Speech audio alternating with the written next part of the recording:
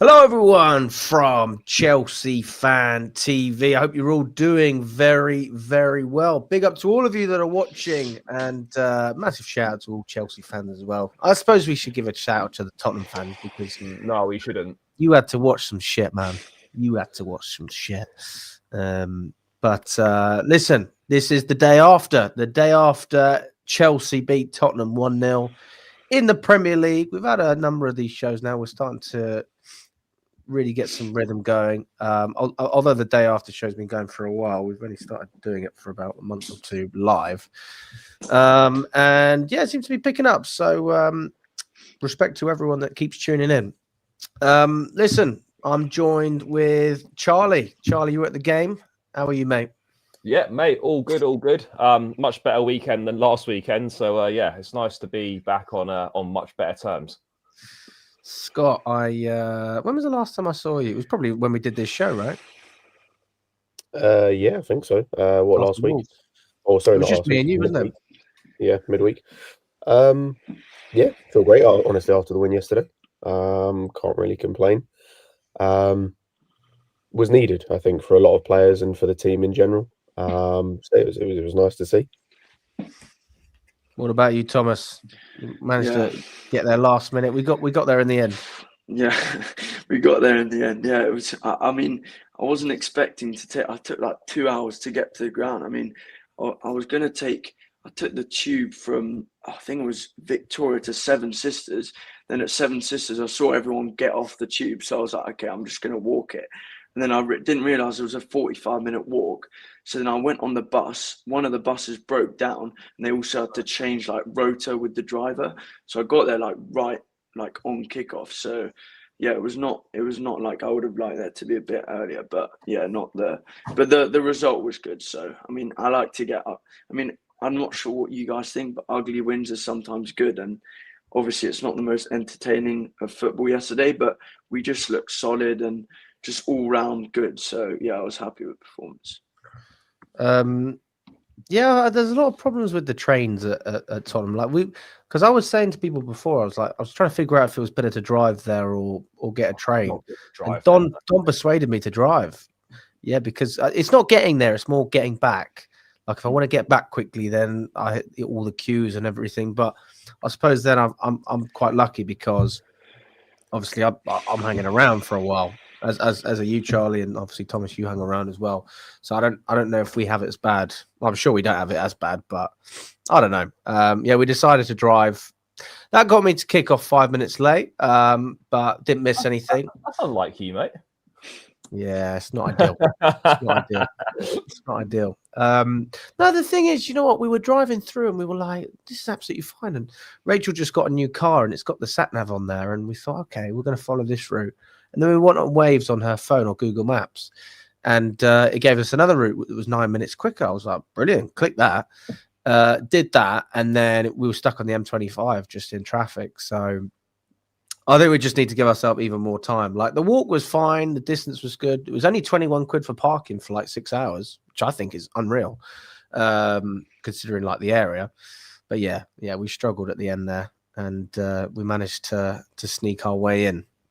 But one thing that I did notice, even when I was outside the ground, I hadn't got in yet, I got the impression that the Tottenham fans were really, really up for it. Now you can tell me, Charlie, you can tell me, Thomas, because outside the ground, like I've been to Spurs a few times, and I will be honest with you, it's very hot or cold there. And I just felt like this particular game, they were really up for it. And I haven't necessarily felt that, I guess, atmosphere, intensity from the fans, whatever you want to call it. I haven't felt that in a while when I've been to Spurs. I don't know, mate.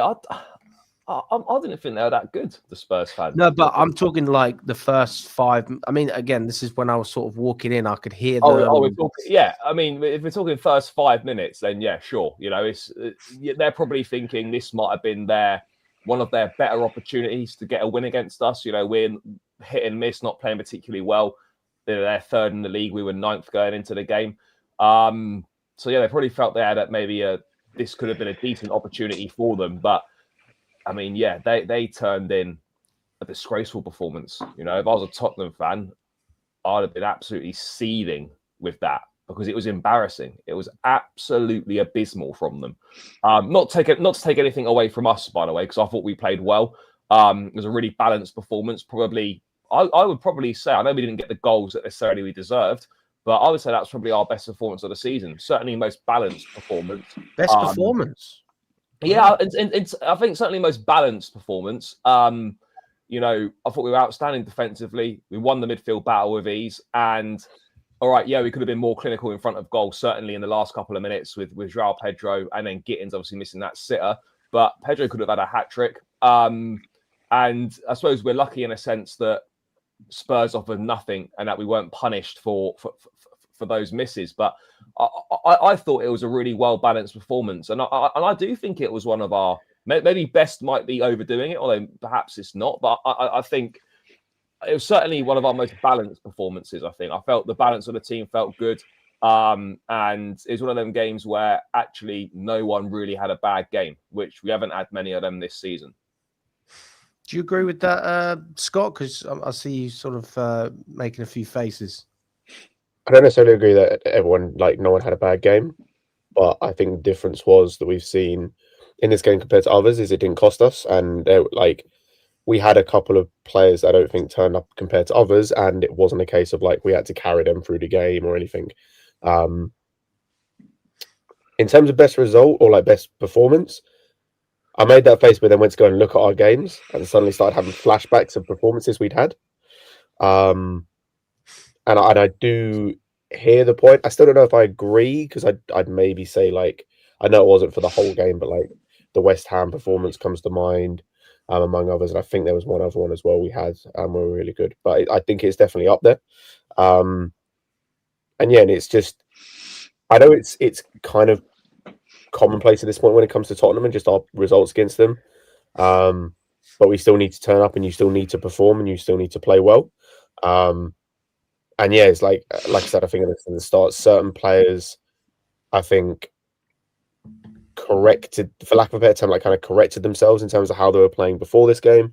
I think certain players solidified themselves in terms of where they're at going forward, or kind of in the public eye or whatever. And yeah, and I think it's a really good platform to push off on, especially with Wolves coming up. I don't know, they sacked their manager today, but they're still crap anyway. So we should still beat them. And so, yeah, so it's a good place to be in terms of performance-wise and what we see from the players going into Wolves. And then obviously we've got the international break, which actually kind of sucks, to be honest, at this moment, because we are playing pretty well. To then go into those games like Barcelona, like Arsenal, where we need to show a little bit more to hopefully close that gap at the top, or close the gap, between us and the top teams. I mean, I think for me, the most impressive thing yesterday was from a defensive standpoint, because that's been the biggest problem all season, is that we're all over the place at the back. We're not winning duels. We're not winning aerial battles. We're conceding from set pieces. And do you know what? Actually, yesterday, I thought we were brilliant defensively. That there are a few heads scratched with Action Pong, obviously dropped to the bench for this game, but he went with Fofana and Chalobah, and we actually, I can't tell you how much of a difference it makes winning duels and actually winning headers at the back. I don't know what happened to us, because we haven't defended like that all season, or won that many duels, or won that many aerial battles all season. And suddenly in this game, we were able to, and we defended well. I think Maresca deserves credit for, I don't know if anyone noticed it, the way that the tactic we used for defending the long throws. He left 3 attackers up on the halfway line, so Spurs had to have 3 less players in the box, and the box was less congested. I think that massively helped Sanchez in terms of coming to collect the balls. He commanded the area well. There's obviously more space for him, and the box is not as congested. So I think that's something that I would have liked to have seen implemented earlier in the season. But hopefully that's something we do going forwards now, is leave men up from long throws, so that the opposition have to have less players in the box. But I mean, look, Fofana was outstanding yesterday. I really do think he's the key to us from a defensive standpoint. This is someone, obviously, we know he's had a lot of injury issues, but I stand by it. I know Lewis said it, I said it as well. He is Chelsea's best centre-back when he's fit. It's not only his ability on the ball, it's not only the way that he brings the ball up from the back. It's also the guy's really good in the air as well. I don't think people realise how good he is. He's winning a lot of aerial battles. So yeah, he was a massive positive. And you know what? Chalobah as well, in fairness to him, look, he's he's received criticism this season. Some of it, correct. Some of it, I think, massively over the top. But yesterday, he had a very, very good game. He didn't do anything wrong. And look, and people might say, oh, yeah, but, Spurs didn't really offer much attacking threat. They didn't have an awful lot to do. But you can only play what you're up against. And I thought the pair of them had a good game. And, defensively, that really stood out for us yesterday. And that's the kind of defensive performance that we need going, into the upcoming games and for as much of the season as we possibly can get. That can't be a one-off, basically. Let's go from that then. Let's go from the defense. We'll start in the middle, and then we can go to the fullbacks, and we could touch on Sanchez as well. I have to agree with you, Charlie, and obviously Lewis said it as well about Fofana. The thing is, though, it's like anything. If you have it a few times, it's nice, but you can't rely on it. And I think everybody will agree with saying, if Fofana's fit for the whole season, then fantastic. You've got some credit in the bank. You've proven that you can recover, that you can be relied upon. If we have another injury, then there is a conversation. The guy, you can't keep compensating a guy who's constantly injured. And it is a different conversation with Fofana as opposed to other players because he's on double the money. So when you've got a guy who's earning more money than everyone else, he's been on a big contract for a long time. He was one of the first signings brought in from Bowley, not even Clear Lake. And, there comes a point where, listen, I can appreciate a player's quality, but it's not enough. Just like we say, Garnacho takes on players, or he scored that goal the other day against Sunderland, still wasn't enough for some people. That's fine. That's the standard you want to have. But I just want to see him staying fit. But I mean, if we're going on this game specifically, then you have to give credit for Fofana. He was aggressive. He was winning. I think he won all of his headers, 6 out of 6. Don was telling me earlier. Very willing to drive with the ball, which is something that we've seen Achimpong try and do. So that looks like an area where we can sort of rotate between the two of them. And then on that other side, you can rotate other players. And, he's got the pace as well, even though he's injured. So he's got a lot of good qualities, but it is just about letting him come back into the side slowly, which I do trust Maresca to do. I didn't feel that way, even though I like Pochettino. I don't think Pochettino would have managed him any better. Potter was horrendous at managing injuries. I remember Chilwell, James, he just made both of them worse. If I'm not wrong, did Fofana get injured under Potter as well? Probably. Yeah. Yeah, So, when I see Maresca, I do see a manager who cares about the well-being of his players. Even if you look at the Conference League final, we didn't agree with the decision to bench Reece James, but Maresca said after the game, the reason I did it wasn't tactical; it was just because I wanted to take care of him. So, I do trust that Maresca is going to try and go easy on players in terms of bringing them back. And if Maresca can't do it, I don't know who can. He definitely will, because Fofana didn't play in any of the previous 2 games. Didn't play against Sunderland. Didn't play against Ajax. He'll be on him and Lavia will both be on a similar recovery situation to what Reece James was. They'll probably be playing once a week. The minutes will be managed, and they'll gradually build up after a certain period of time. And as much as you want these players to play as often as possible, as quickly as possible, you want them fit for the long run. And if that means a bit of a sacrifice in the short term where they're only playing once a week, pick the most important game you deem to be the most important, and you play them in that game, and we build from there. But that's something that Maresca deserves credit for. Because remember with James last season, I myself probably criticised it. When you're constantly seeing him line up in midfield, or you're seeing him start a Conference League game, but he's not playing Premier League games. And, actually, what Maresca did and how he managed that situation was spot on, and we're reaping the benefits for it. So hopefully we're going to see that with Fofana, and hopefully we'll see that with Lavia as well. Yeah, I suppose the only difference is that James wasn't playing in his natural position, so a lot of people can appreciate it. But you understood why, but also you couldn't understand why if we drop points. Whereas Fofana's always going to play in the same position, so we don't have that issue, unless for whatever reason he was played somewhere else, which won't happen. 100% agree, and I think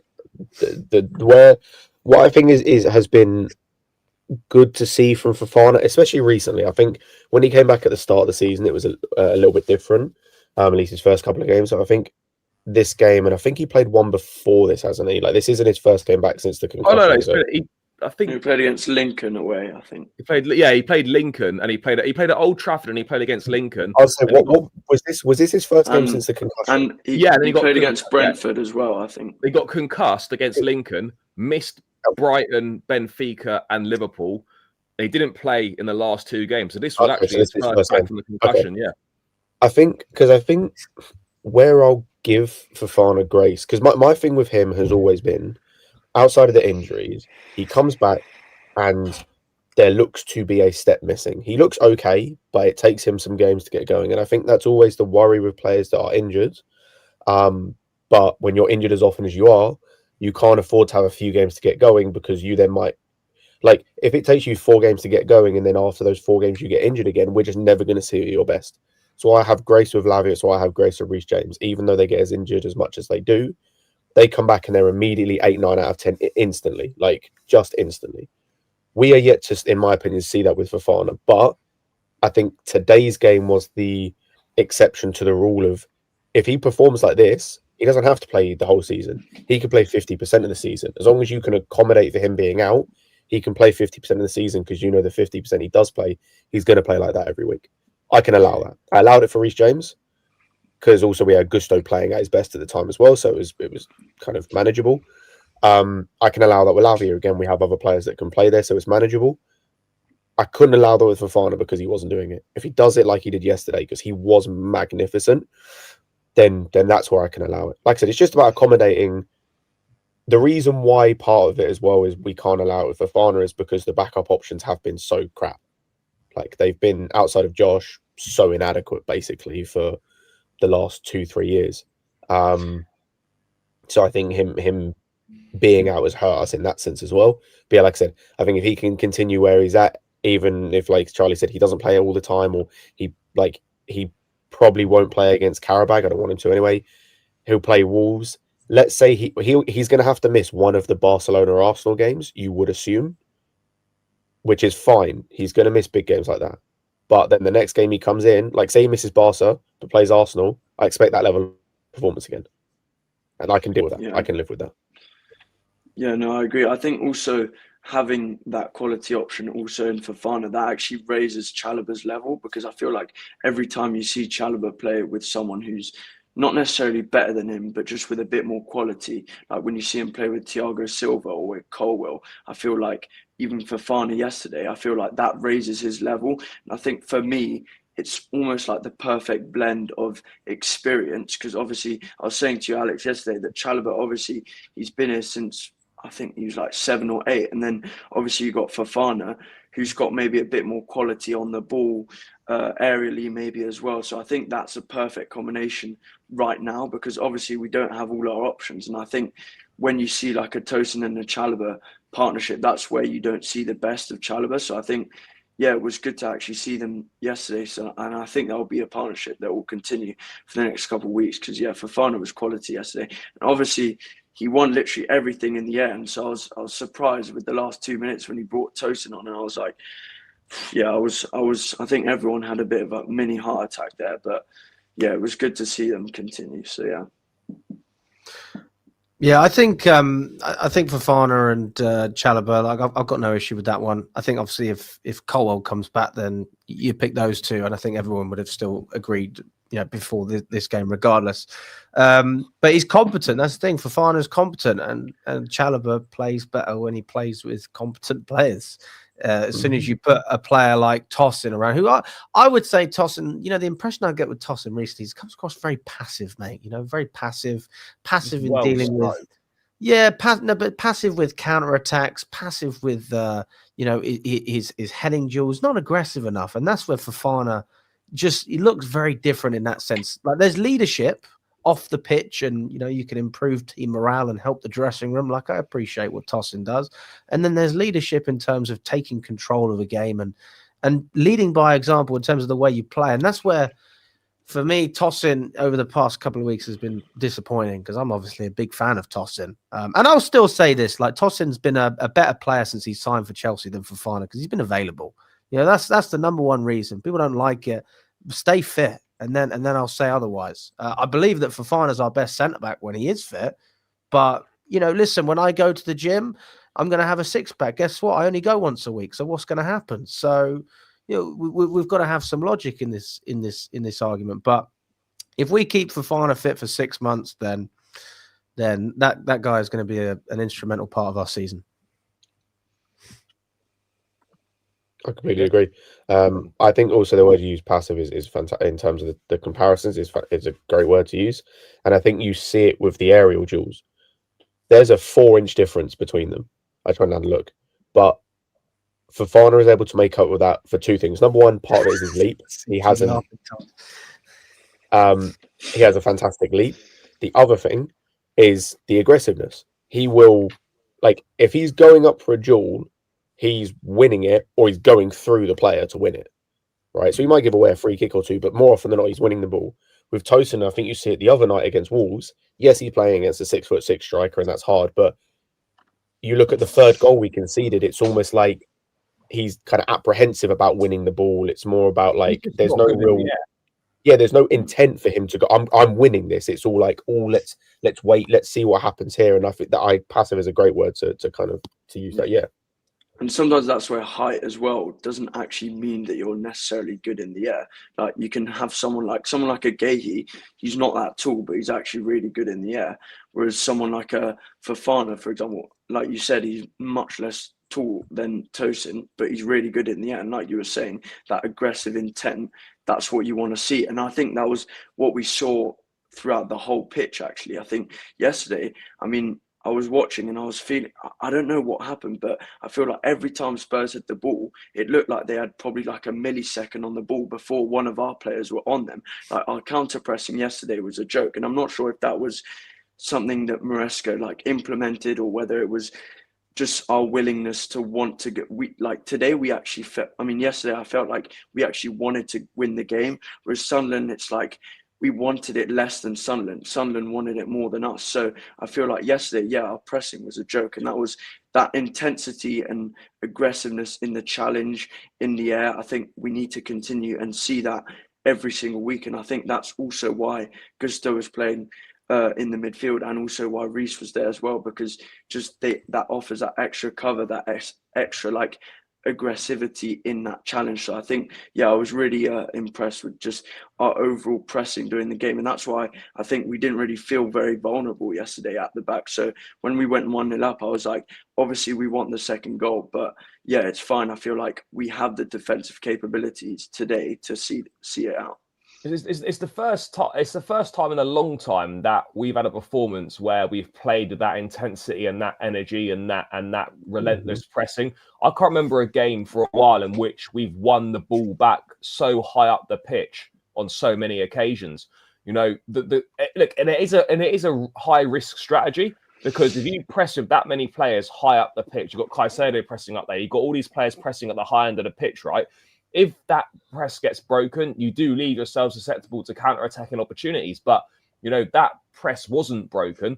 And that's where basically most of our opportunities came from yesterday, were turnovers high up the pitch. With Caicedo, the prime example for the goal, he wins 3 challenges high up the pitch before setting it up. And, maybe you're not going to do that every game, but we need to bring that energy and bring that intensity to every single game that we play. But it was refreshing to see us win so many balls back high up the pitch. And then, if Caicedo's not doing that, then that goal simply does not happen. So, I wonder if that was a specific plan just for this game, or is that something we're going to see more often? Because I haven't seen us press like that and, win as many balls back high up the pitch for a long time.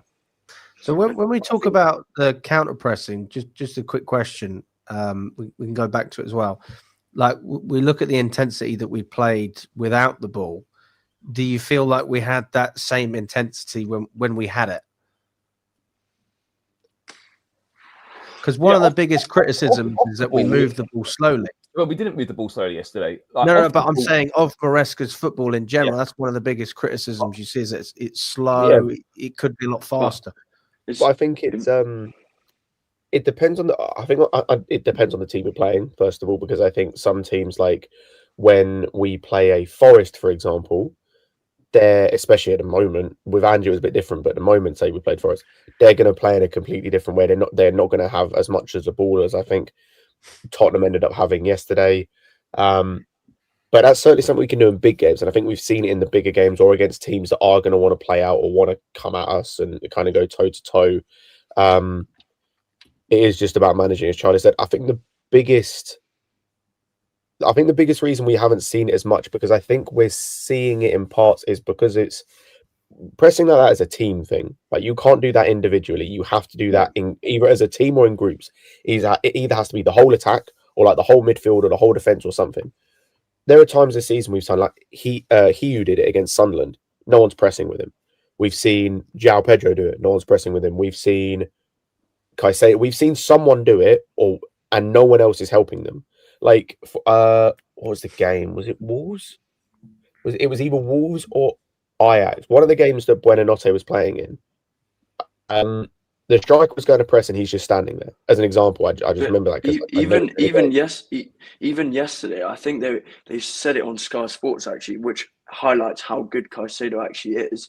When he lost the ball, I think so. He tackled, I'm not sure who it was, in the middle of the park, and then Neto got the ball. He misplaced his pass to Pedro. Neto and Pedro just stood there like observing the ball. Whereas Caicedo, as soon as Neto lost the ball, he literally just chased down the ball as if he was like hunting the ball down, and that's what got us the goal. So for me, that's what, obviously you say like that tactic is implemented on a whole like team scale, but I was just wanted to point out yesterday how good Caicedo was, like how hungry he was to win that ball back, and that's what caused the goal. And I think that's why he's so exceptional.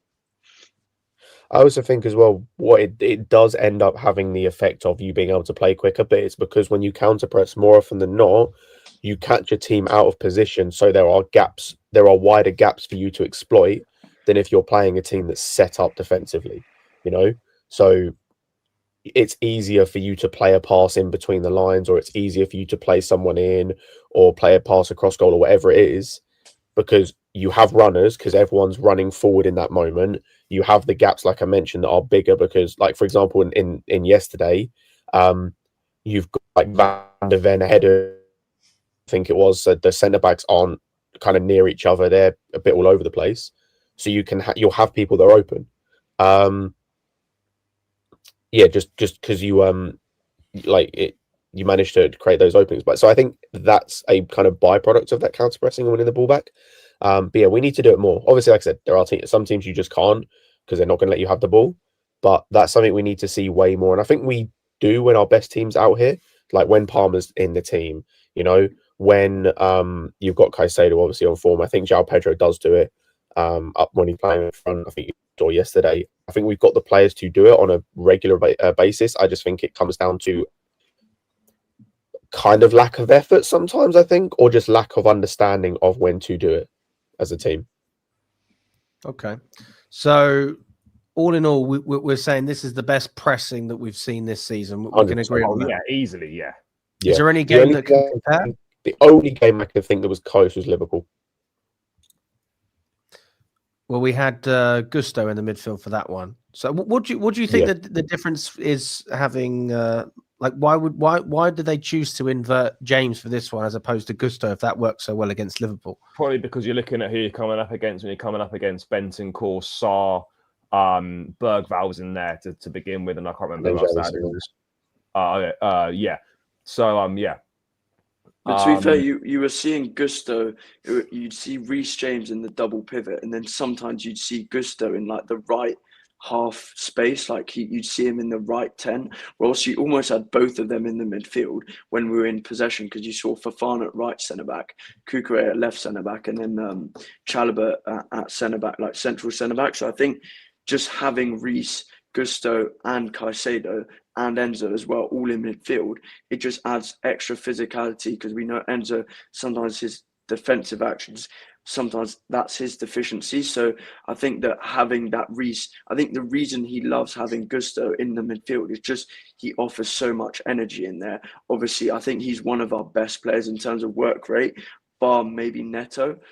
So I think that, just Maresca opts for that, because obviously Reece, you've got that technical player. I think he's way more technical in the final third than Gusto, and sometimes it's a bit annoying seeing Gusto on the ball in the final third, like having to create for us or having to put a ball in or receiving the ball in the half space or on the half turn. I think sometimes it's a bit annoying seeing Gusto in that position, but obviously when we lose the ball, he's straight on it straight away. As same with Caicedo. So I think for those bigger games and for those games where it's probably going to be more end-to-end, like your Liverpool, Spurs, I think that's why I opt for Gusto. Obviously, we'd prefer to see like Palmer and Esteban, and I think when Palmer's fit or when you have someone who's like a natural 10 in there, it's trickier to get Gusto in those positions. But yeah, I think he was great at just doing his counter-pressing all in all. Mm-hmm. Go on, Scott.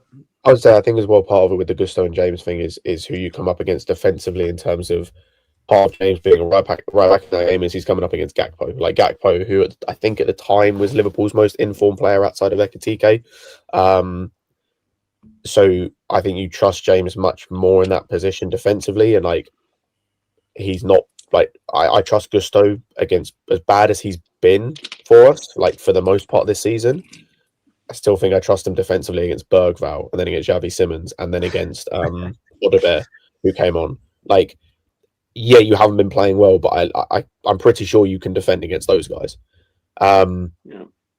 So it's just a different level of who you're coming up against defensively on the wing. And like mentioned in midfield, James is going to have to do a lot more when we get in those attacking areas than with Gusto. It was a case of just be a nuisance press, win the ball back, drive forward and pass it to someone else.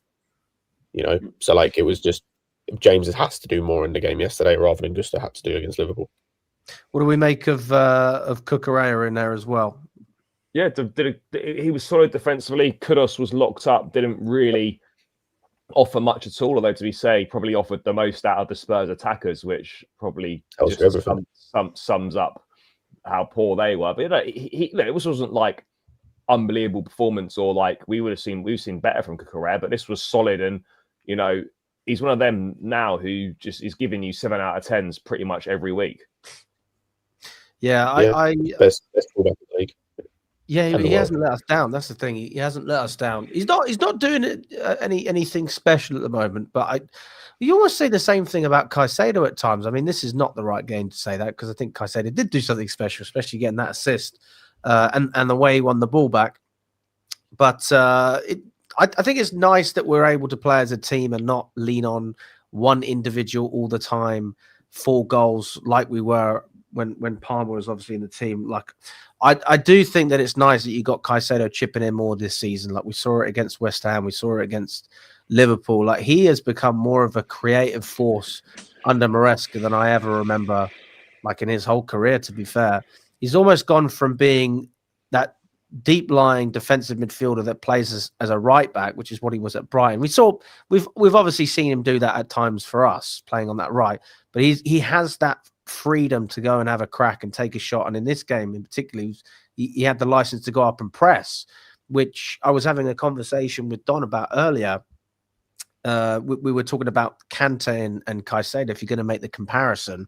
This used to be an awkward conversation, but Don thinks, and I think he makes a great argument here, that Caicedo is a better player than Kante. And the argument is he's better on the ball. He's got better distribution. He's better. Basically, everything on the ball, Caicedo is better than Kante. But when you look at it defensively, they sort of match each other. They're even. And for me to add to that myself, I would say if you were playing in a counter-attacking side, you would be very, very happy to have Kante or Caicedo in your midfield. But if you were playing in a possession-based team, and I would say now with Maresca, we are more of a possession-based team, you would go for Caicedo over Kante for the reason that if I was looking to break down a low block, I would trust Caicedo to do that more so than Kante because he can pick those passes and he's got that final ball. I mean, to be honest, I think that this thing about Caicedo being better than Kante, people are doing too much. I honestly don't know what's going on here. What do you mean too much? Well, it's just ridiculous. Why? What is it?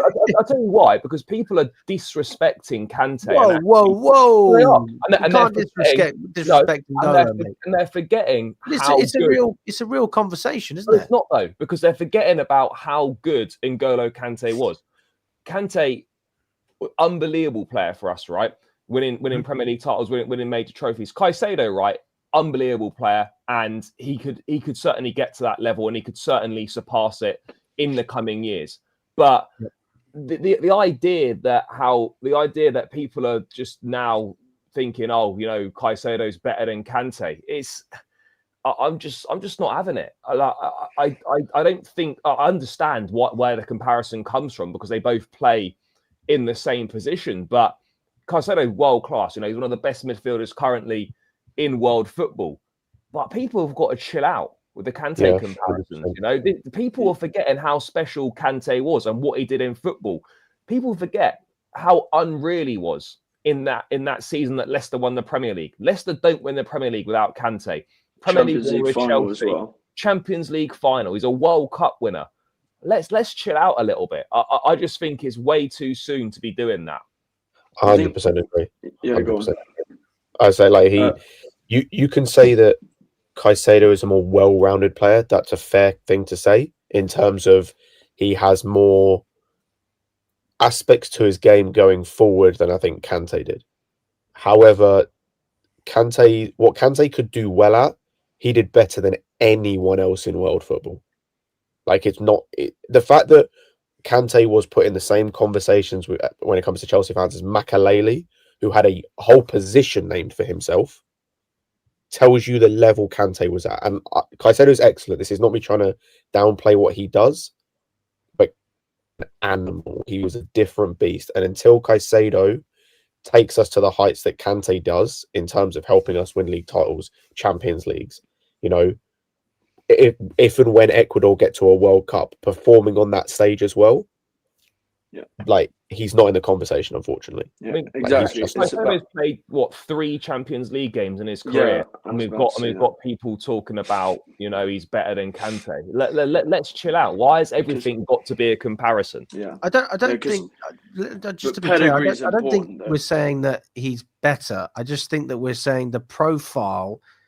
If you play in a certain brand of football, you would take Caicedo over Kante, as with a possession-based team as an example, as opposed to a low block. Because if I was, any team that, let's just say Guardiola, great example, right? Man City. Guardiola is looking for a ball-playing CDM, a player that can sit deep, pick those passes, but also do the defensive work. And I see Kante as a player who does that in terms of the defensive side, but on the ball, I don't see him as a guy who orchestrates things in the middle. Now, if you look at Caicedo, I think that you can play through him like you could. It's hard to say Jorginho as an example, but he's done it plenty of times when the keeper passes him the ball and he's got to link up with the defenders. Obviously, he has a little bit of help next to him, but that's most midfielders will have someone next to him. But again, just to be clear, this was Don's argument, but I think he makes a great point. And to be honest with you, if that's the way you're going to look at it, then it's hard to disagree with the fact that on the ball, I think Caicedo just has something different about him.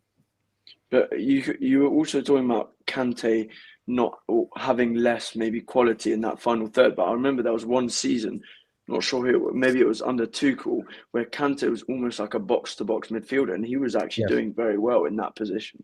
And I think that obviously, for me, when you compare two players like that, I think it's important to take into account pedigree and what someone's done on the international stage, what someone's done obviously in their club career, in the Champions League. Like Charlie was saying, Caicedo's only played 3 games in the Champions League. Obviously, it's quick to compare them just because when you see how good Caicedo is, people want to make that comparison. But I think that, obviously we need to see this from Caicedo for the next 3-4 years, because obviously you can talk about, let's say, Caicedo's performance against Spurs and then comparing it to a Kante performance. But I think what makes a player so great is how good they're able to consistently perform. And I think Kante did that for so many years for Chelsea that it's just for me, it's not disrespectful to Kante, but I think that like Charlie was saying, you need to give Kante more respect for what he did. But then obviously Caicedo, if he can continue this and obviously win us trophies for Champions Leagues and then obviously do something for Ecuador, obviously Ecuador are less likely to win the World Cup than France. But I think that if he continues like this, then that's when conversations can start to be taking place. Just on Caicedo, we did a poll. We're going to end the poll now. saying who's the man of the match yesterday, and 1% of everyone said Fofana, 1% said Reece James, 7% said Robert Sanchez, and 90% of people said Caicedo deserves man of the match. And I think most of us will agree with that. For me, I think the order is actually spot on. I would have put Robert Sanchez as a second place, but I am going to put a little poll in the chat as well about Caicedo and Kante. Who would you rather have in your team as it stands the way we're playing at the moment? It's not a comparison, just a question. Listen, you answer how you want to answer. But yeah, I think Caicedo deserves a lot of credit. He walked past us as well. Me and Nina were doing a fan cam, and he had his hood up. He was walking past us. I thought to myself, do I go up and shake his hand? But I mean, Charlie, you probably remember when we were at Lincoln. Like it's almost like they're scared of us, mate. Like I went over to speak to Joe Shields, and I was like, how are you, mate? And he was like, yeah, mate. If you'd done it off camera, he would have spoken.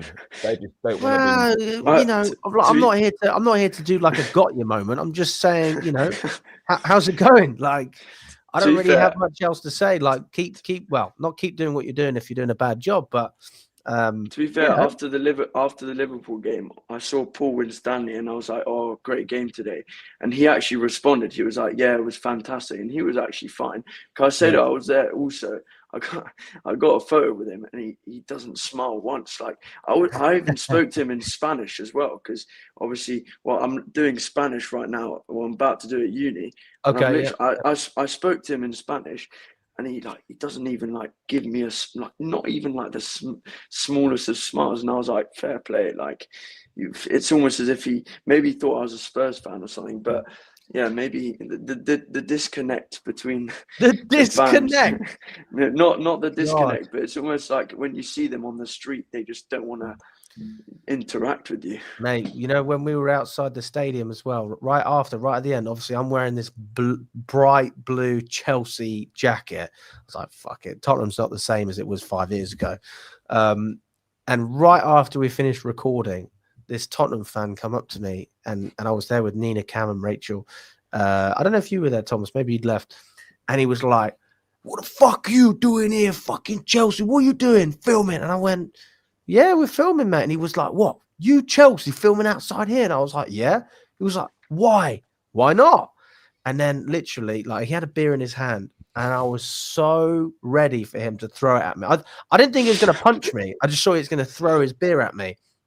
He didn't. And a few more exchanges, and then he kicked the tripod. And I thought it wasn't like a mad kick or anything like that. But we went to put the tripod away. He's bent it. So we couldn't put away. So I don't know how much to try. It's 100 quid, 150 quid, whatever it is. And then Cam, as for those of you who don't know Cam in the chat, Cam is the cameraman. Cam's gone and had a go at the steward and gone, get his fucking details, get his details. And then the steward's gone up to Cam and gone, don't you fucking be rude, you mug. And they've had it off each other. And he said to me yesterday, he said, I've got his badge number. I'm complaining to the club. I want them to reimburse us for the tripod. I said, fair play if you can get Tottenham Hotspur to give us anything for a tripod that a random bloke kicked. But we'll see how it goes. So a little bit of drama there at the end. There you go. There's story time. Story time's over now. Let's go on to the next stage of that midfield. Obviously, we've been very, very happy with what we saw from Caicedo.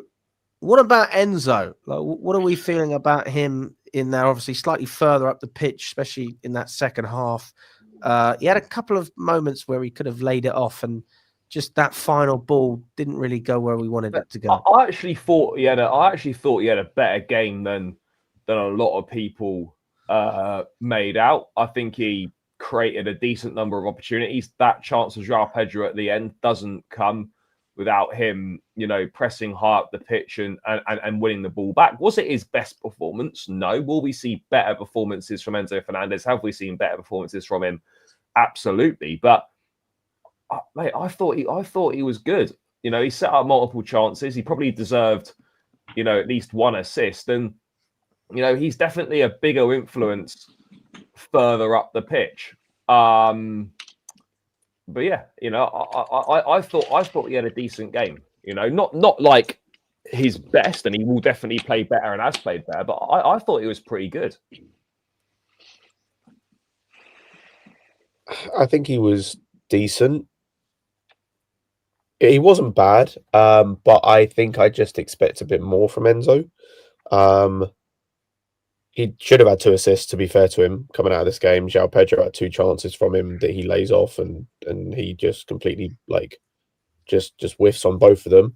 But I think Matisse tweeted something out which I completely agree with, and that's considering the level that I think me and others think he can play at, the price tag we bought him for, unfortunately for him, I expect as much from Enzo on the ball that Caicedo gives me off the ball. And I don't think we see that anywhere near enough on a regular occasion for him to, like, just in general, to be honest. And like I said, it kind of sucks in terms of the price tag. It's not his fault, but that's what we paid for him. That's what he was priced at. That's the, you know, the reputation he came in with. But yeah, I think, like I said, he wasn't bad. Absolutely wasn't bad. I think he definitely fell off in the second half. I'll say that much, outside of like the one pass through to Pedro. But yeah, I think I just expect more from him in general. I think also one point on Enzo is that obviously we're going to see much more of him if he was playing that deep lying role. Like if he was under Potter when he was playing that number 6 role, he was actually performing at a really high standard. He was one of our best players in that season, just because he just gets way more touches on the ball. And I think that under Maresca, obviously he's adopted that box to box, almost like that number 8 sort of position. And I think he always plays best when you got Palmer in the 10, and then he can obviously act as that box crash. And I feel like sometimes with Enzo, you almost see him on the periphery of games, like not lackluster, but almost like he's just not involved enough or something. Like, I don't know if I feel like he should sometimes drop deep and try and get a couple more touches on the ball, because he's often finding himself in awkward positions where technically I don't think he's as good as your Palmers in the half space. So I think obviously when he's playing that box to box role,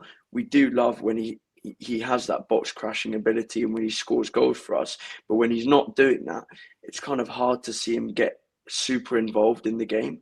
So yeah, I mean, I was impressed with him yesterday because I think his pressing was good. I think everyone's pressing was good, but his pressing was good yesterday. But yeah, I do feel like sometimes I just don't see him enough in the game or involved in the game as I should do. Maybe that's because it's just not that yesterday wasn't really an open game. But yeah, sometimes I do expect a bit more from him. Yeah, I'm looking at some of the comments as well. It's very mixed with Enzo. I mean, Dead in the Water says Enzo's not good. CFC Gamer says he was good on the ball, but good off the ball, but poor on the ball. Ray says Enzo needs to be better than what he's offering right now. Not that he's terrible, but to be fair, he's a little bit anonymous right now. Enzo needs to stand out with that profile. I probably agree with what Ray says there. Like, I don't see a player that shines with Enzo. And when he first came in, I think that was the case. I think you could see his quality from the get-go. He was in control. He had his flaws defensively, but you could see the quality that he had, which is what he was brought in to do, to get us ticking and obviously try and create as well. And one thing that we've seen with Maresca is he has taken away the style from Fernandez's game in order to give us more GA. And I guess the question is, do you care more about us playing more attractive football? And I think that when Fernandez is playing well, we do just play nicer football to watch on the eye. Or do you care more about, scoring more goals? And those goals could come at times where maybe it doesn't look like we are going to get them. And yeah, they could be scrappy at times. And I think that's the question that you need to ask. And if the answer is you want goals, then obviously what Fernandez has been doing, he's been getting more GA under Maresca than he got under Poch and Potter. I don't know the exact numbers, He got 26 GA last season for Chelsea in all comps, which is exceptional, to be honest with you. But that is that's when exceptional. Palmer's playing in the 10, and I think that when you got no 10, putting Enzo there, just for me, it just doesn't suit him as a player, just because I don't think technically he's as good as Palmer. And then obviously in the final third, I just don't think he's as switched on or just as good as Palmer in the 10. It's simple as that. So I think when you don't have a 10, I don't really know like if Maresca likes seeing Esteval as a 10 or whether he just doesn't want to try. Obviously, everyone prefers Esteval on the right wing, but I feel like when you don't have a number 10, obviously you were forced to play Pedro up front yesterday. I think just, when you have Enzo in the 10, it's just, slightly lackluster for me. And that's where when Palmer's playing in the 10, that's when you get the best out of Enzo. And last season, you saw that in many games when Palmer was playing in the 10. Enzo in that sort of box-to-box midfield role, that's where he was getting his GNA. I'm not sure what ISG is saying there. Any update on the Palmer knob fracture? No updates there, ISG, mate. But they love putting that comment in this.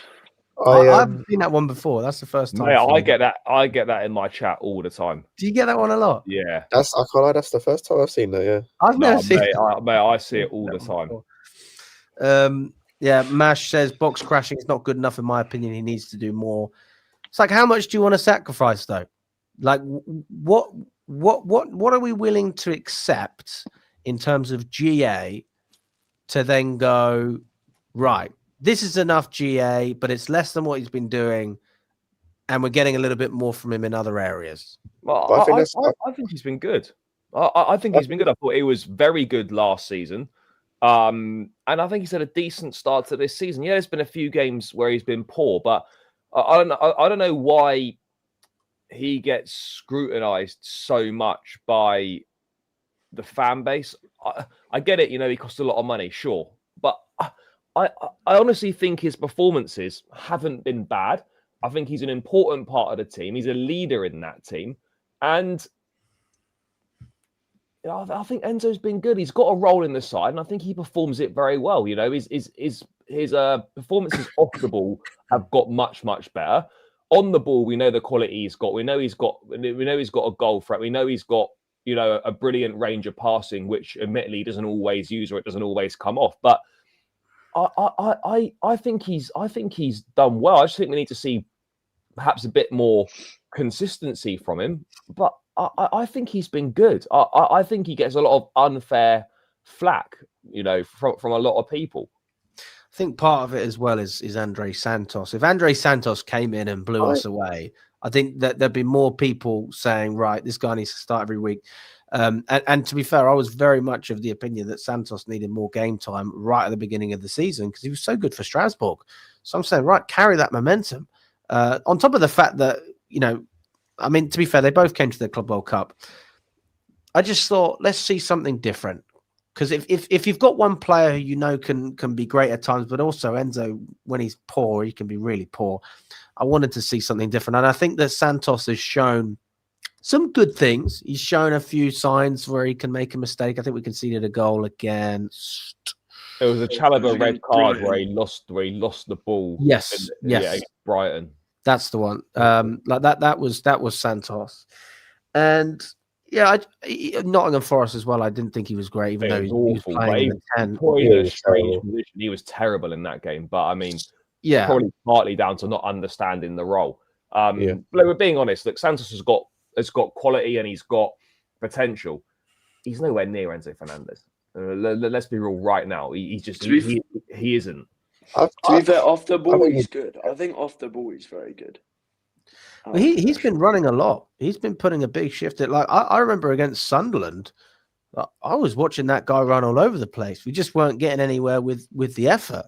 And maybe that goes down to the way we set up tactically. Maresca's got to help the players in that sense. But no, I haven't been unhappy with Enzo. I definitely haven't been unhappy with him. I was unhappy with him this time last year. I thought he was shy.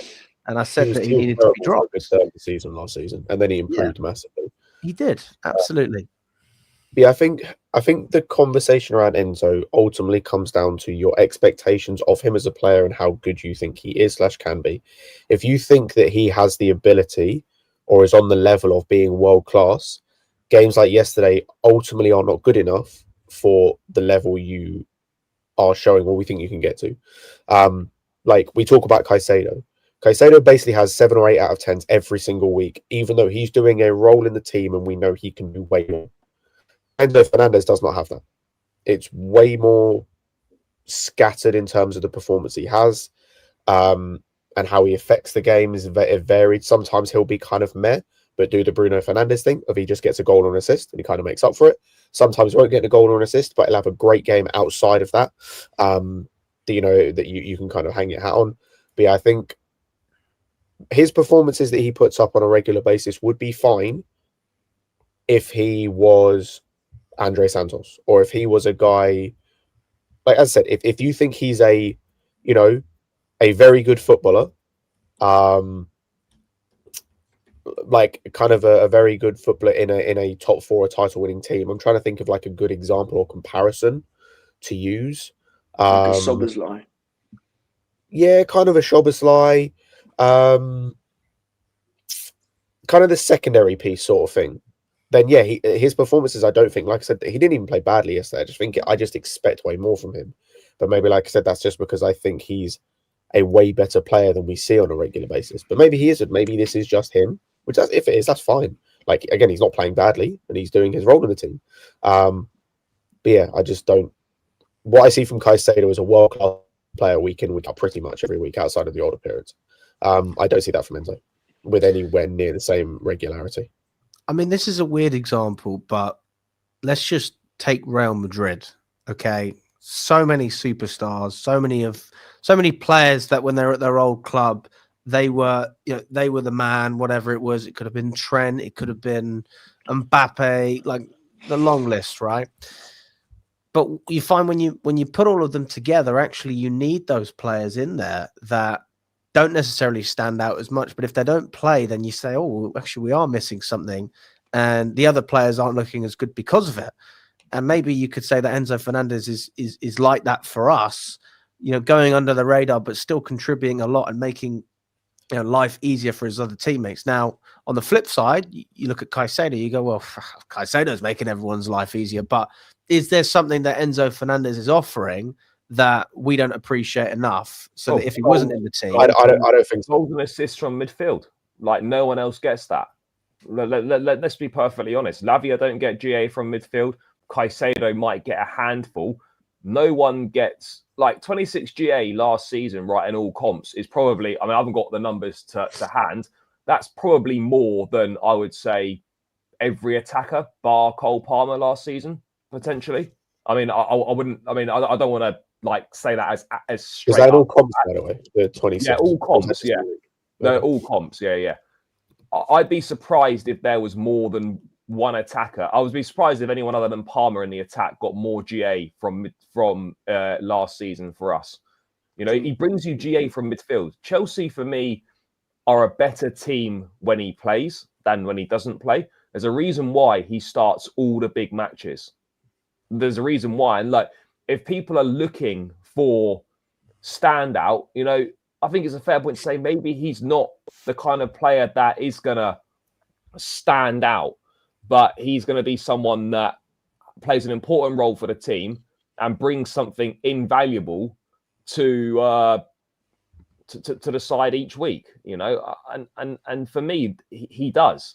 If you're asking him to stand out every single week like a Caicedo or say for like a Cole Palmer, for example, I'm not necessarily sure he's that type of player. But for me, he's someone that's going to give you a solid level of performance each week. And he's the only player in the squad that actually brings anywhere near a respectable level of output from midfield.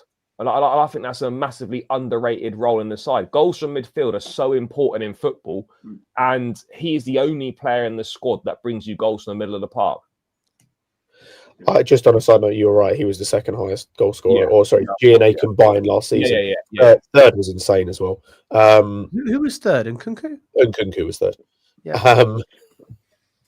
how bad we were. But I think it's but I hard do for him think- to perform though when he's playing in the 10 though. That's for me, like, not perform, but I think it's trickier for him to actually get that GNA when he's playing in the 10 because he just looks less comfortable there. I think the thing is, if he puts the level of GI up he put last season, that's fine, because ultimately that can be a component at which you are exceptional, right? Or you end up in conversations of being one of the best in your position. We see it, even though it's completely undeserved. We see it with Bruno Fernandez, and we've seen it with arguably our greatest ever player was the highest goal scoring midfielder in the Premier League and one of the highest goal scorers full stop in the Premier League, which is fine. And if he ends up doing that this season in terms of goals and assists, and specifically goals, like, fantastic. But when he's not putting up those goals and assists, because you have games where you don't, what else happens? What else do you show?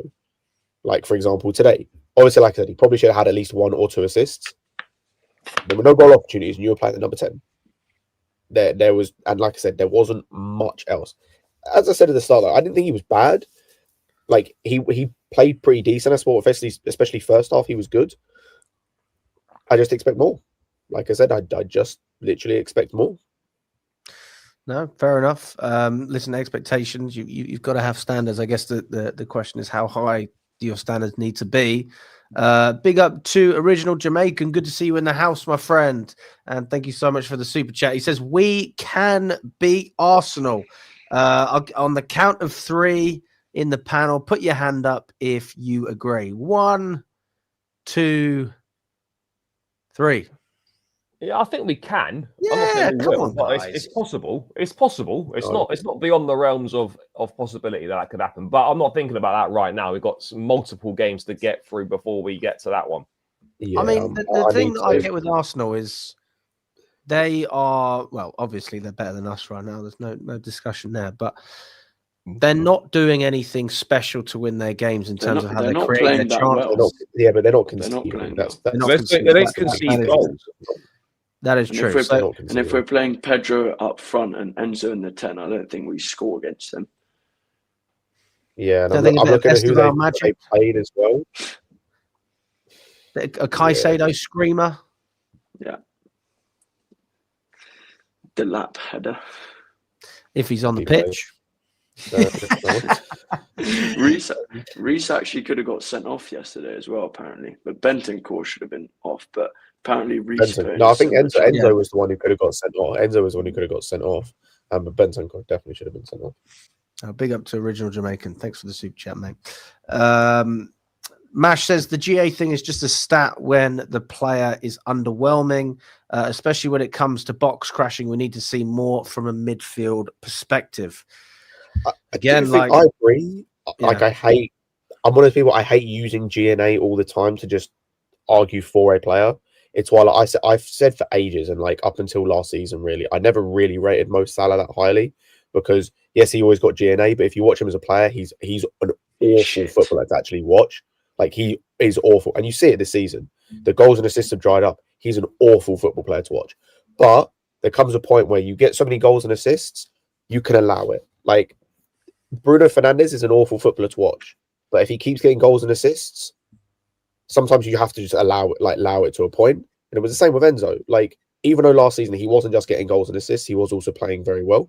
Did have the occasional game where he didn't and got goals and assists. If he's getting the level of goals and assists he got last season, like, he nearly got 20 assists across a season. You know, he nearly got a double-double. He was 1 goal away from a double-double, which is impressive. He's like McTominay. He's not that good, but he gets goals. Yeah, like, and you can. McTominay, for me, McTominay actually offers a lot in the midfield. Fair play. No, to him. no, he doesn't. He's incredibly average. As a footballer, he's incredibly average, but it's a similar thing to Bellingham. Bellingham, as a footballer, is incredibly average, but when he was playing that false 9 role when they didn't have a striker for Real Madrid, he had a simple role, which was getting to crash the box, which he was always good at, even at Dortmund, and score goals, which he does have an eye for goals. Like, you can find ways to make those players work, and they can propel you to league titles, as you see with McTominay and Bellingham or whatever.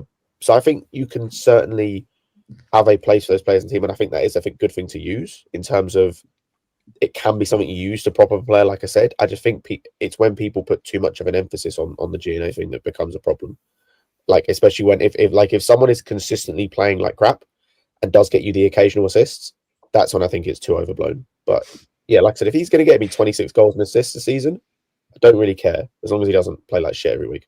Yeah, fair enough. Okay, let's move on from Fernandez. We've been on Fernandez for a little while. Let's talk about the wingers. Let's talk about Garnacho and Neto. Who thinks that Neto was better than Garnacho in that game? And who thinks that Garnacho was better than Neto? Or are we just saying much of a muchness? I think Neto is probably marginally better, but I think we need a lot more from the wide players. I think Esteval is the best winger at the club, which is kind of crazy when you think about the amount of money we've spent and how many wingers we've signed.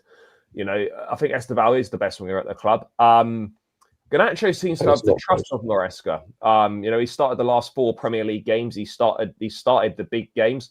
I didn't think he was particularly good in the first half. I thought it was a little bit better in the second half, but I mean, not by much. And Neto, look, he works hard. His defensive work rate is good, and I think that's part of the reason why he's in the side. But you need more. If you're looking at these players starting as Chelsea wingers, you've got to be producing a lot more. And those two right now aren't. Neto, I like him, and I think he's a good player, but we've discussed this before. Neto is someone who, if you're a serious team, he's a rotation option. That's the reality of the situation. I don't think Neto's ever going to produce you enough output to warrant being a week in, week out starter for Chelsea. I just don't see it. I just counteract that, and I'll say that I disagree that you can't have Neto in a serious team because we won titles with Willian.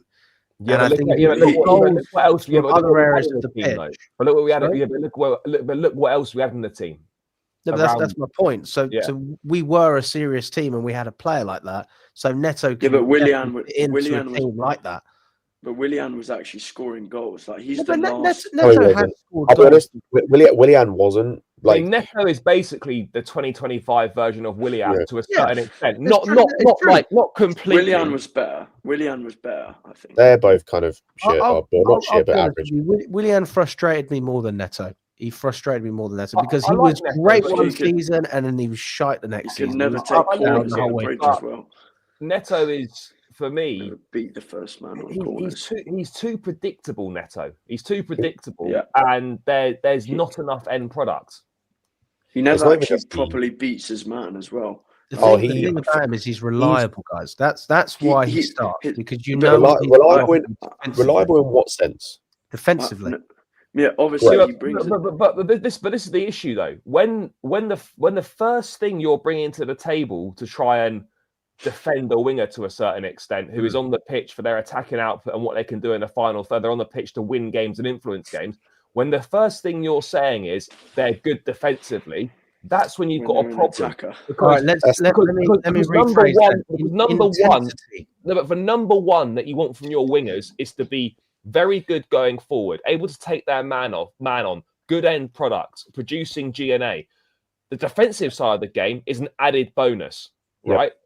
If the first thing we're saying about Neto is, he's good defensively, then that's the that in itself encapsulates the issue. Alex, let's go back to your comparison earlier. Who would you rather have in your team, Hazard or Willian? Hazard. Why? But who would I have two Hazards? Yeah, but why would you have Hazard over Willian? Because he produces. The Hazard played with Willian, Scott. This is my point. You need and stability.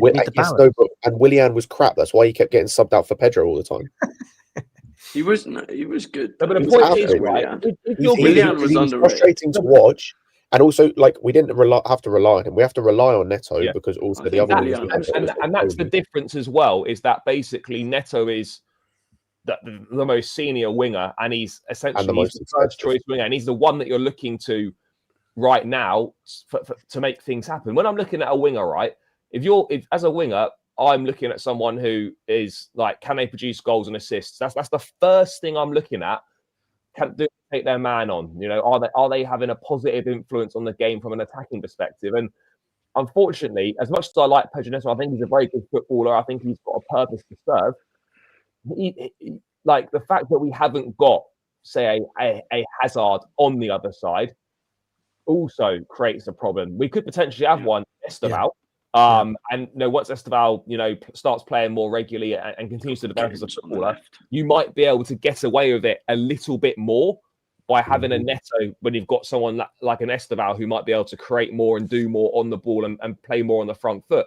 But right now, when we're not quite in that situation, you're in a situation where you're looking at Pedro Neto to be that guy that creates, that leads from the front, that does all those things, and he's never really been that sort of a player throughout his entire career. And also the defensive aspect of someone's game is the easiest part to coach. So if you got someone who's good already, who's actually getting GNA and who's good in the attack, teaching them how to defend, or where the spaces where they have to defend, for me, that's the easiest part to teach them. So I think that also when I'm looking at Neto, like Charlie was saying, he's just very predictable. Like, when he's going to try and use his pace to beat his man. Like he never properly beats his man with a skill or a step over. He'll just bunt it down the line, use his pace, and then whip a ball in. And obviously, if we had a better box presence or a better box striker, obviously Delap, we haven't seen him much this season. But I think Neto obviously helps. Like his GNA will benefit a lot from having someone like a Delap. But I feel like we haven't. For me, it was a mistake to sell Noni because he was our best winger last season. And although obviously his output can be worked on and could have been better, for me, he would most of the time beat his man, or actually be progressive, or look to beat his man, or actually look to take his man on. And for me, Neto, a lot of the time, the ball he'll try and beat his man, he'll ricochet off the defender, he'll still get the ball and then whip in a ball or use his pace. Which for me, Madueke, I would prefer in this current time to have Madueke over Neto, just because of what he offers in how progressive he is and how every time he gets the ball, he's going to look to take his man on. He's so, but to be fair, people know my thoughts about Garnacho. Actually, I can't even bother to talk about him. With Neto, he's so plainly average. Like, the predictability thing is exactly right, but it's because he only knows how to do one thing to I was going to say top, but to an above average level, and that's crossing. Like, his shooting is so. He's got the thing is, mate. His shooting's good, but he just never shoots. His shooting is so inconsistent. His shooting is inconsistent. He can dribble, but he doesn't try enough. It frustrates me. It does frustrate me. His dribbling step over is a kick and run. It's kick it into space and run. That's like you saw yesterday. That's all he wanted to do against Jed Spence. And Jed Spence is an athlete. The exact type of winger he knows how to defend against is kick and run wingers. So what happened is most of the time, Neto would come up against him, he'd kick it down the wing, and Jed Spence would catch up with him. Because that's what he just wants to kick it. It's just kick and run. That's why you saw the moment Esteval comes on. Yes. First dribble he had against Jed Spence, he beats him. Yeah. And he was linking up straight away. I agree with that. Yeah. I just hate those type of wingers. And I dislike those type of wingers so much. Because there's no skill to it. There's just it was the same with Murphy. Kick it into space and run after it. They've got a purpose to serve if there's someone on the other side who is exceptional on the ball and makes things happen and contributes GNA. But or if you're a counter-attacking team as well, because you don't actually have to. If you're playing with a team who's got the ball a lot and the other team's sitting back, the wingers actually have to know how to beat their man. Whereas if you're playing in a counter-attacking team, you can just use your pace because you're only running into space. And that's what Neto did well at Wolves. This is not about Neto not being a good footballer, because he is. But this is about the fact that if Neto was a rotation option in this squad, then what he's producing and what he's doing would be far more acceptable than it is right now, because he's a starting option. He's a first choice winger, and that comes with more responsibilities than if you're a rotation piece at this point in time. So, You know, we've seen how well he can play. We saw him, what he was doing at the Club World Cup, and he was very good. But you need more. If you're going to be starting week in, week out for Chelsea on the right-hand side, you've got to be producing a lot more. You know, that's the reality. I understand why a player like him is important to manage and is important to this team. But I think the thing for me of Neto has always been, you need more output. We need more output from all the wingers in general. The output from the wingers at Chelsea over the last few years has been so poor, and we need players to start delivering respectable output from the wide areas, because that's something that's been missing for so long now.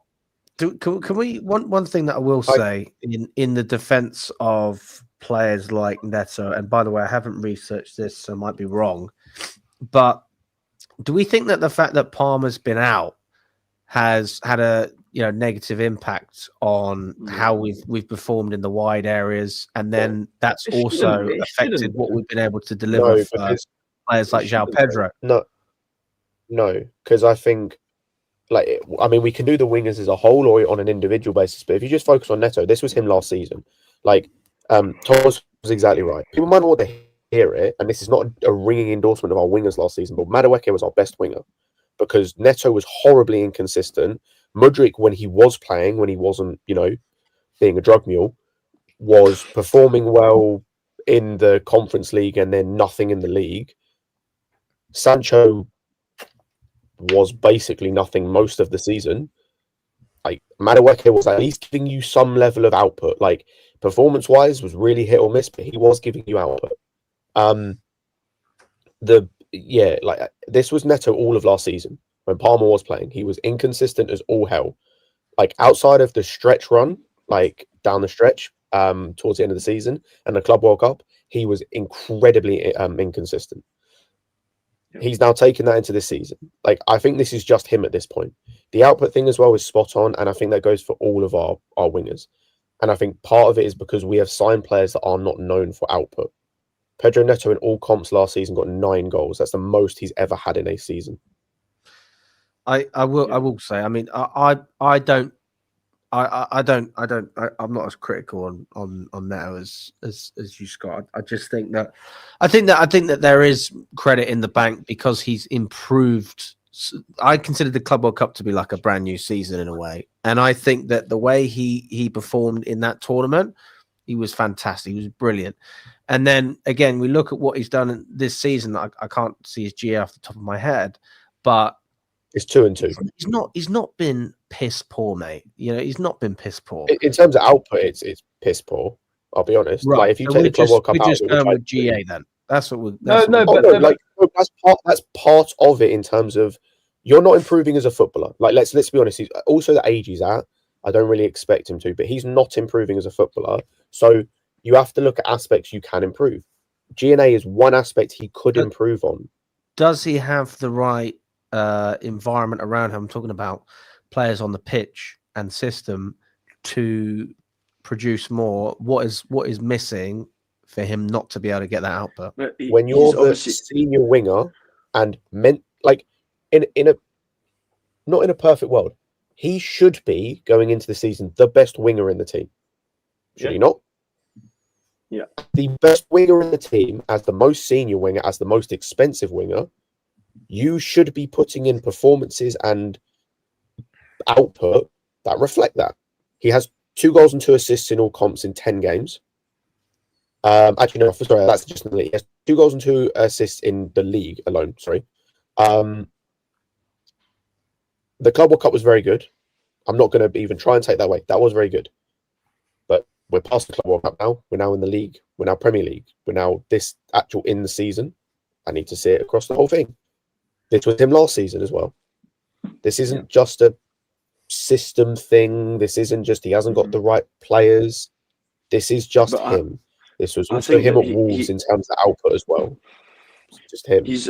He's a creative sort of winger. So I think obviously he does benefit from having someone like, let's say we bought an Osimhen. I reckon his assist numbers would go up much more.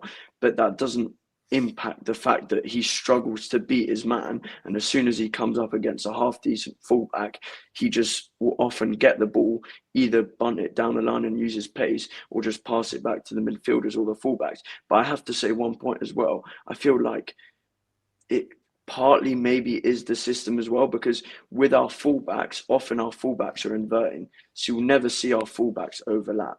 So whenever the wingers are taking their man on, they don't really, they're very isolated. They never really have an outlet in terms of someone who will drag the defender to that overlapping fullback, or someone who will drag the defender towards that person who's making the run. So I think that obviously in our system with Maresca, he likes our wingers to be isolated and very touchline based. So I think for him, or for wingers, they have to be very good at beating their man. I mean, and for me, Neto's just not that in terms of someone who'll get the ball and drive at their player, couple step overs and beat his man. For me, Madueke was more that player. So I think obviously Neto would benefit from having someone better in the air, like an Osimhen, or we'll see with Delap when he comes back. But I do think that at times the lack of overlapping fullbacks sometimes does hinder our wingers.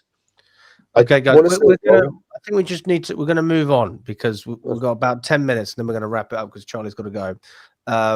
So let's finish on two positives. Actually, two positives. We're going to finish on Joao Pedro, and we're going to finish on Robert Sanchez as well. We'll put them both in the same bracket. What do we think about the goal from Joao Pedro? He probably should have scored more. And the same with Robert Sanchez. He deserves a lot of credit because, especially if we look at the way we just defended set pieces, he was claiming the crosses. He was taking control. And I think if you would have had Jorgensen in there, I mean, we even saw against Wolves, like the guy just didn't look comfortable. So I thought Sanchez deserves a lot of credit. Yeah, absolutely. And do you know what? Like he has massively improved this season, certainly over the summer as well. Club World Cup, I thought it was pretty good. To be honest, really, the only thing that's been poor from him this season was the red card against Man United. Yes, distribution in parts of games has not been good. But the game against Tottenham, I thought it was excellent. The way that he commanded the area, he's collecting crosses, I thought his distribution was good. He made one or two saves when he needed to, and he has definitely improved. Has he turned a corner? I don't know, but this is the kind of performances and the level that we need to see throughout the course of an entire season. But he absolutely deserves the praise, and he was very good yesterday. The way that he comes and collects those crosses and whatnot. It's all not very often you say this, but you actually felt like a calmness about his presence in the box for those set pieces and those long throws that were coming in, and that's not something I ever thought I'd say about Sanchez. So hopefully that can continue. 100% agree. Like, it's something even this season he struggled with. I go back to the Crystal Palace game where he could have had a penalty because punches Guehi in the head trying to claim a cross or a corner, whatever it was. It's something he struggled with this season, and to see the improvement on that in the game yesterday was fantastic, because also you talk about the set piece and the long throws and everything and how much of a weapon it has been for other teams and it can be going forward. That is one of the ways that you completely nullify that threat. Your goalkeeper commands his area. Doesn't matter what's going on. Like it doesn't matter like who else is trying to win the ball or whatever. If the goalkeeper claims it, and also as well, his distribution with his feet is lacking at times. Like it was okay yesterday. I thought it's still a bit hit and miss, but like it doesn't really cost us anymore, so it's not really that much of an issue. The distribution with his hands in terms of starting counterattacks was really good. Like I'm trying to think of the one he started. It might have even been the one that one of the Joao Pedro ones he should have scored, where immediately I think it was off a long throw in, he catches it. It might have been the Gittins one actually, where he immediately off a long throw in, catches it, rolls out immediately to start a counter attack. And to the right player, the right speed, in space, and it's like we're not used to seeing him do that with like any regularity. So seeing that's a positive, and I think the fact we haven't had to speak about him for a good few weeks in terms of the claiming crosses, the distribution, like outside of you just noticing him kicking it off the pitch every like once in a while or every few minutes, it's not costing us. He's not giving up chances with it. Is good. Like that's that's one of the best things that we can say about him. Like, I don't think he's ever going to be best goalkeeper in the league. I don't think I'm ever going to be his biggest fan, but I don't have to be if he puts up performances like that, because that's only a positive, and it's only going to help us, and it means we get clean sheets, and it pushes us up the table. And considering his position as a stopgap really until Penders comes into the team, that's a positive at the end of the day. That's one of the things he actually does well.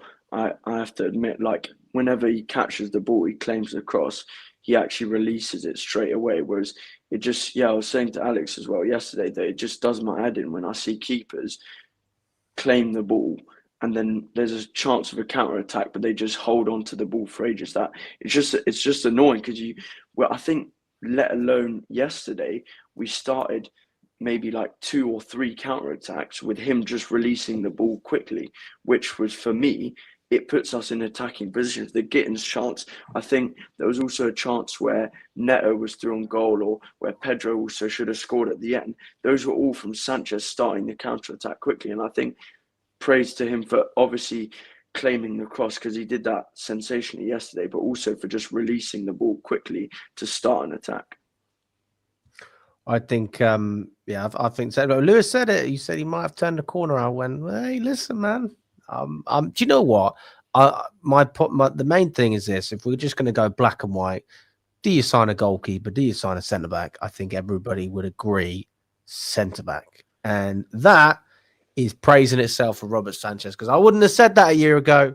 So that puts us in a better place than we were, in terms of our confidence with our goalkeeper. That being said, you need to see a lot more than that. Just like with Fofana, you got to stay fit. Let's just have a quick roundup on Joao Pedro, and then we're going to wrap it up, guys. Everyone as well, if you haven't smashed that like button, please do subscribe to the channel. It makes a big difference. Everyone that's watching, we've got just under 400 people on all platforms. Really appreciate everyone watching. Let's start off with you, Scott, and then we'll go Thomas and Charlie, and then we'll round it up there. I think you're muted. I think you're on mute, Scott. I am on mute. Whoops. I thought it was good. It was nice to see him get his goal. Could and should have had more. Should have had a hat-trick, in all honesty, from the game yesterday. But nice to see him get his goal. Only kind of small negative I'd say on him. Number 1 is a clinicality, actually. Number 2, just needs to shoot more.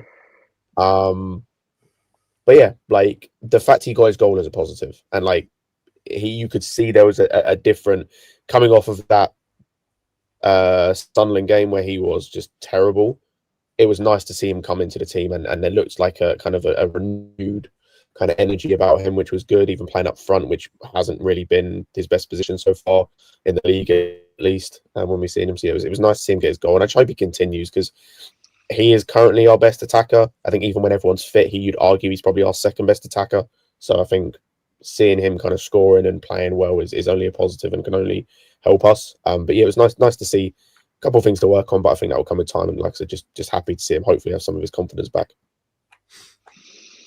Yeah, no, I thought he was good as well. I was happy with his link-up play, because obviously he's been not anonymous, but when we've had those red cards, I think he's had to do it all himself, almost like create chances for himself, which I think he struggled with in that game against United.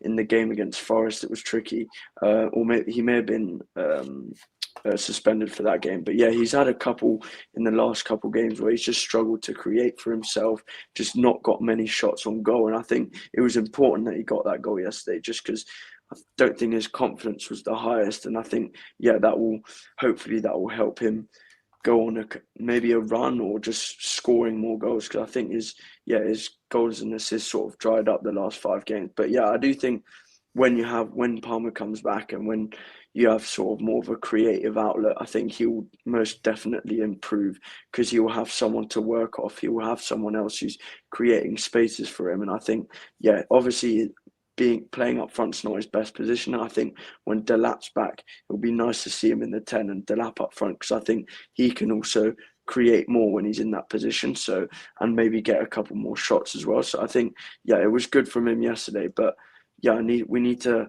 see more from him on a consistent basis. But yeah, once again, it's a case where I just don't think he's playing in his best position, and we have to adapt to that. But yeah, when Delap's back, I'm excited to see how he does.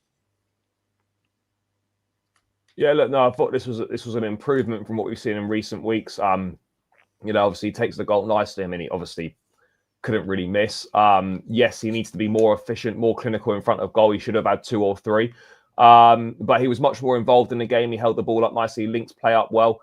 And yeah, this was better from him. This is what you want to see more of. But I still think that with him, he's someone that, you know, you need to set the team up to play to his strengths. Otherwise, I do feel like he will drift in and out of games. He will be a passenger on occasions. I think Palmer coming back from will be massive, as will Delap as well. You know, we've only really seen one game in which Pedro's played off Delap, and it was against West Ham, and the link up actually looks pretty good. So hopefully we can see more of that. But yeah, look, this was much better from him. We need to see more of that on a consistent basis. But I think the players coming back will definitely help him perform better. There you go. Well, listen, big up to everyone that's watching. Really appreciate if you've been tuned in for the whole hour and a half. You might be watching this later on, so as pre-recorded, or if you've been watching live, we appreciate everyone that has participated as well. Listen, thanks so much, Thomas, for coming on. Really appreciate your time, mate. Big up to you as well, Scott. Charlie, as always, a pleasure. If you want to check out Charlie's channel, it is in the description. So go and subscribe to Blue Brother. And we will be back very soon, guys. Obviously, we've got the game in Baku, which I will be at. And you are. mate, I'll tell you what, I've had to get an emergency visa. It's not as expensive as I thought it would be, but why have you got an emergency one? Because I'm too late, mate, to get a regular visa. Oh, there we go. So there you go. But yeah, well, listen, we're going to round it up there. If you enjoyed the video, like and subscribe. If you want to do a little bit more, you can become a member as well of the channel. And we will catch up very soon. All the best, guys. Enjoy the rest of your evening.